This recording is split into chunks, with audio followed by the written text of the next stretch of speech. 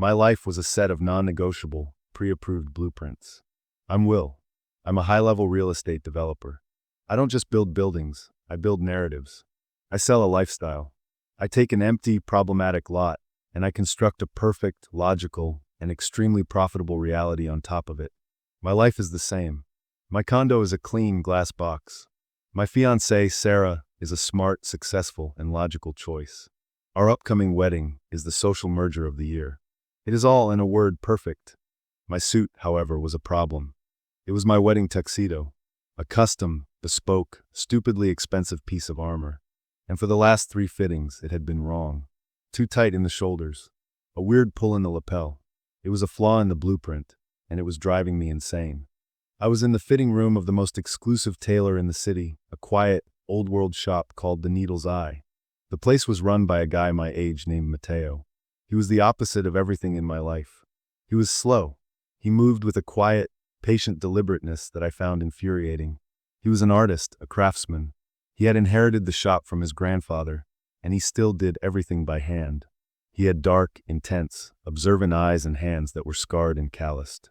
"It's pulling again," I said, my voice sharp. I was standing on the small pedestal, in front of the 3-way mirror. I was in the suit, and I was on edge. My wedding was in a week. "It is not the suit that is pulling, Mr. Harrison," Matteo said, his voice a low, calm rumble. He was kneeling, checking the fall of the trouser leg. "What is that supposed to mean?" "It's a custom suit. It's supposed to fit." "It doesn't fit. Fix it." "It fits the man I measured 2 months ago," he said, standing up.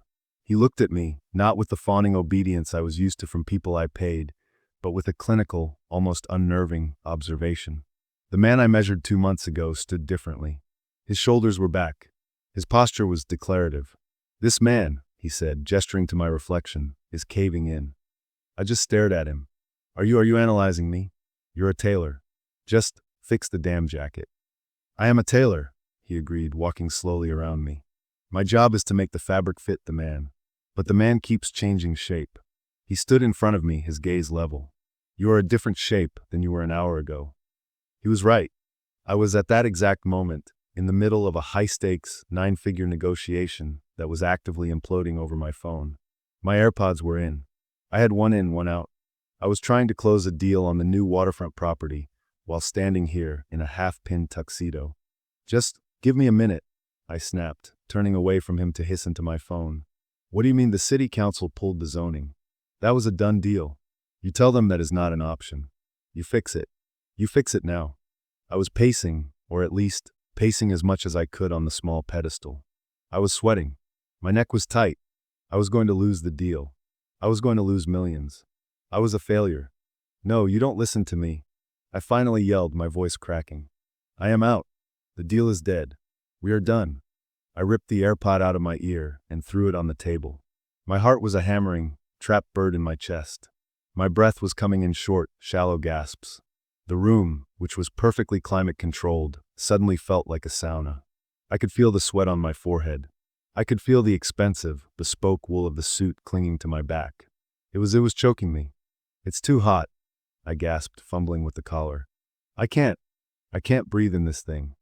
"Mr. Harrison," Matteo's voice was calm but close. "Get it off," I said, my voice rising in a way that was completely unprofessional. I was clawing at the jacket, at the waistcoat. "Get it off me. It's all wrong. I can't." I was having a panic attack. Right here, in the middle of a tailor's shop, in front of this quiet, observant man. I was coming apart at the seams. I expected him to be alarmed. I expected him to call for help, or to get flustered, or to tell me not to rip the suit.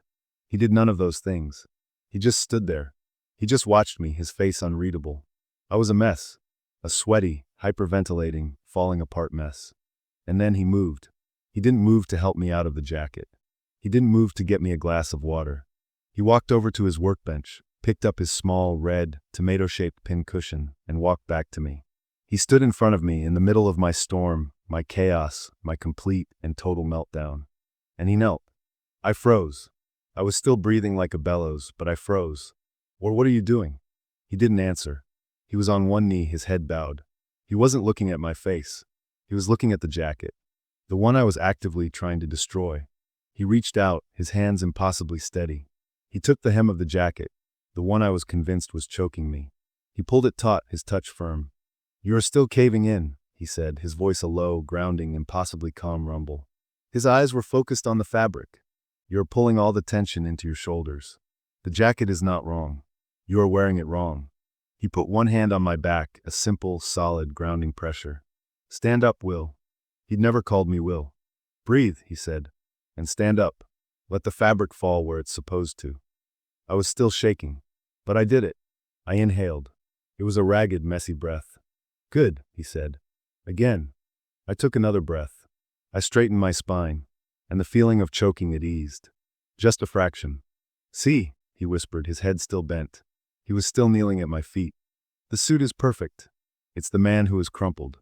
He took a pin from the cushion and with a quick, precise movement, he put a single new pin in the side seam, a tiny, almost invisible adjustment. I just stared at the top of his head. I was a powerful, successful, wealthy man. I was about to get married.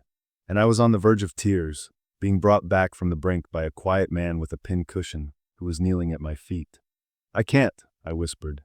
The words just fell out. He stopped moving. He didn't look up. "Can't what?" "I can't do it. The wedding. The deal. Any of it. It's a lie. It's not the right blueprint." I had just confessed my deepest, most terrifying secret to my tailor. He was quiet for a long time. His hand was still on the hem of my jacket. He finally looked up. He was still kneeling, and he was looking up at me, and his eyes, they weren't judgmental. They weren't surprised. They were just kind. "I know," he said. "What?" "I know," he repeated, his voice still that low, steady rumble. "I've been fitting you for 2 months. You've been caving in a little more every time you've come in. You've been shrinking." He stood up in one fluid, graceful motion. He was close now. We were in the mirror, together. Him, in his simple linen work shirt. Me in my fraudulent, expensive armor. "You've been building a life that doesn't fit," he said. "It's not the suit, Will. It's you. The suit is perfect. It's just waiting for the right man to be in it." He reached up, and his touch was gentle. He undid the top button of my shirt, the one I was convinced was choking me. And he just fixed my tie. He straightened the knot. "Maybe," he said, his knuckles brushing my chin, "you should stop trying to build something new, and just fix what's already here." And I just stood there in my perfect suit, in front of this man who had just seen every single flaw, every single lie, and hadn't flinched. And for the first time in my entire logical, well-planned life, I had absolutely no idea what to do next.